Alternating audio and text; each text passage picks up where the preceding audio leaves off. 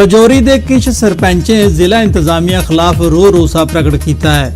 उनका गलाना है जो लेफ्टिनेंट गवर्नर उनके रजौरी दौरे दौरान उन्हें गी चुनोए के नुमाइंदे होने के बावजूद उनके कन्ने मलाटी नहीं करन दी गई, जबकि आम लोग बेरोक टोक लेफ्टिनेंट गवर्नर उनके कन्ने मिली पाए। लेफ्टिनेंट गवर्नर जो हैं वो यहाँ तशरीफ लाए थे, तो यहाँ पर गिरफ्त की तरफ से और डिस्ट्रिक्ट एडमिनिस्ट्रेशन की तरफ से जो है वो हमें बुलाया गया। यहाँ पे ब्लॉक डेवलपमेंट ऑफिसर के वहाँ से ऑफिस से फ़ोन आया है, हमारी यहाँ लिस्ट में नाम है, मैं सरपंच हूँ, जिस पंचायत में ये फंक्शन किया जा रहा है उसका मैं सरपंच हूँ, और मुझे यहाँ से अंदर जो है वो नहीं जाने दिया गया है। तो यहाँ हम इनके प्रोग्राम में उधर बैठे थे, उन्होंने बोला हम जो भी सिविल का कोई बच्चों का जो भी कोई मसला होगा वो हम उधर साइड पे बैठ के सुनेंगे। तो यहाँ इन्होंने मौका ही नहीं दिया हमें अंदर जाने का। गवर्नर साहब से हमारी रिक्वेस्ट है कि अगर एक तरफ से पंचायतों को पाबंदी वो कह रहे हैं कि पंचायतों के थ्रू डेवलपमेंट होगी या BDC के थ्रू होगी, तो कौन सी हमें इतनी बड़ी प्रॉब्लम है। मेरा एरिया मालसेपुर यहाँ से 40 किलोमीटर नीचे पैदल चल के मैं यहाँ आया हूँ।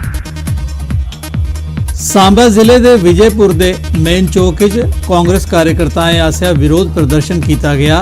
वो इंटरनेट सर्विस बहाल करने, देवक नदी चा रेत ते बजरी कटने उपर लाई गई दी रोक की ढाने की मांग करा करते है। विरोध प्रदर्शन की अगवाई सरदार मनजीत सिंह करा करते है। ये जेडे रजिस्ट्रेशन का काम है, ये जड़ा रेवन्यू डिपार्टमेंट की सौंपया गया है, इसके विरोध दे विच अज इत्थे असें धरना दिता है, और वकील जो 1 महीने तो इस मंग नूं लैके हड़ताल कर रहे हैं, उनके समर्थन च अज असीं इत्थे बैठे हैं। पुंछ LOC उपर बसे दे पाकिस्तानी गोलाबारी थमां प्रभावित नंगाली साहब साईं बाबा ब्लॉक स्थित BDO ऑफिस BDC चेयरमैन का दफ्तर खोलिया गया। BDC चेयरमैन नज़ीर हुसैन अपने समर्थकों, पैंचें, सरपंचें ते कांग्रेस पार्टी के जिला प्रधान चौधरी अब्दुल गनी उनकी अगवाई दफ्तर पुजे ते ओहदा सांभिया। उन्हें इस मौके लोगों के कट्ठ अगे LOC के स्कूलों की हालत सुधारने, गोलाबारी थमां प्रभावित लोगों की सुरक्षित थार उपलब्ध कराने ते विकास के कम्में की रफ्तार तेज करने पर जोर भरिया। 70 साल में जो विकास हुआ है वो तो सबके सामने है। अब आज की डेट में जो हमारा पंचायत का जो ब्लॉक का 3 टायर सिस्टम कंप्लीट हुआ है, हमारे पंचेस भी हैं, सरपंचेस भी और चेयरमैन भी। इंशाल्लाह हम अपने ब्लॉक के विकास करने के लिए सबसे पहली बात यह है कि जो हमारे स्कूलों की हालत अबतर है, कोई बिल्डिंग नहीं है, बच्चे जो है लोग प्राइवेट स्कूल में पढ़ाना पसंद करते हैं, सरकारी स्कूलों की हालत दिन ब दिन बहुत खस्ता होती जा रही है, इस पर तवज्जो दी जाएगी। आखदेन जिसी परमात्मा रखै उसी कुन चखै। एक खुआन ओले सच साबित हुआ जिले पुंछ दे बैराम गला च एक नौजवान नजाकत हुसैन चंडी माड़ा थमां बाइक उपर बफलियाज आउंदे मौके बाइक सने 100 मीटर खल सुरन नदी जाई पिया। हादसे च नजाकत की एक लत्त उपर मामूली सट लगी ते बाइक दा अगला हिस्सा क्षतिग्रस्त हो गया। चबात ओले लगा जिले वो आपूं बाइक लईए सड़क उपर परतोई आया। रजौरी जिले के कल्लर ग्रां च 58 RCC ग्रेफ आसिया स्वच्छता पखवाड़ा तहत एक कार्यक्रम का आयोजन किया गया। कार्यक्रम में बड़ी गिनती च ग्रेफ के अफसरें ते जवानें हिस्सा लेता। कार्यक्रम का मकसद लोगों की सफाई सुथराई प्रति जागरूक करना है। सफाई अभियान पखवाड़ा 1 दिसंबर से 15 दिसंबर के अंदर ये सफाई अभियान चलाया, और ये नेशनल हाईवे पे काफ़ी अनहाइजेनिक होती है। जैसे कहीं रास्ते में कोई जानवर भी मिल जाता है अचानक, उसको भी हटाते हैं, और कई पत्थर और गंदगी फैली हुई है जो वो पूरी हम साफ सफाई कर रहे हैं। प्रधानमंत्री ने जो शुरुआत करवाई थी स्वच्छता अभियान की, उसकी एक part of the cleaning of the nation, जितने भी गंदगी जो फैले हुए हैं हाईवे साइड में, हमारे जो नेशनल हाईवे बने हुए हैं, इस साइड में काफ़ी प्लास्टिक बोतलें, प्लास्टिक थैलियाँ ये सब फेंके हुए रहते हैं। तो हम समझते हैं कि स्वच्छता ही सबसे इम्पोर्टेंट चीज़ है। कि अखनूर सैक्टर जौड़ियां के government girls high school BSF के डिप्टी कमांडेंट शहीद शमशेर सिंह हुंदे 18वें शहीदी दिहाड़े के मौके पर श्रद्धांजलि समारोह आयोजित किया गया।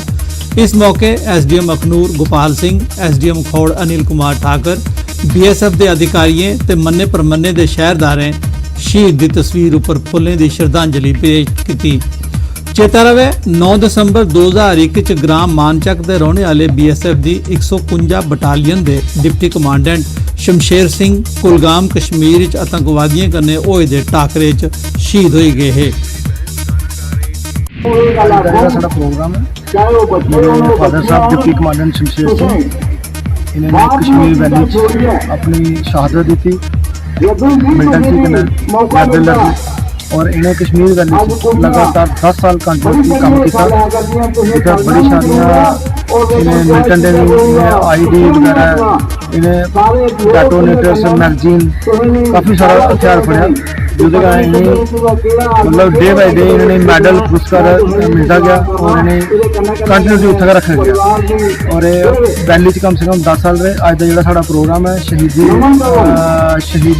समारोह प्रोग्राम है उनकी याद च अस प्रोग्राम हर साल करने हैं। उधमपुर जिले के दूर दरेडे इलाके बसंतगढ़ च खेलो इंडिया मिशन तहत पहली बारी क्रिकेट टूर्नामेंट कराया गया। इस 16 टीमें हिस्सा लैता। इसका मकसद दूर दरेडे इलाके के खिडारियों की मौका मुहैया कराना है तां जो अपनी प्रतिभा का प्रदर्शन कर सकन। सांबा जिले के बन्ने वाले इलाके चक चटाक च किसाने लिए बागबानी महकमे आसिया जागरूकता कैंप लाया गया। कैंप च एनिमल हसबेंडरी एग्रीकल्चर ते होर महकमे भी शिरकत की। इस मौके किसाने की कनक ते मुंजी की फसल के अलावा फलें के बगीचे लाने की भी सलाह दी गई तां जो उनकी आमदनी च वाधा हो सके।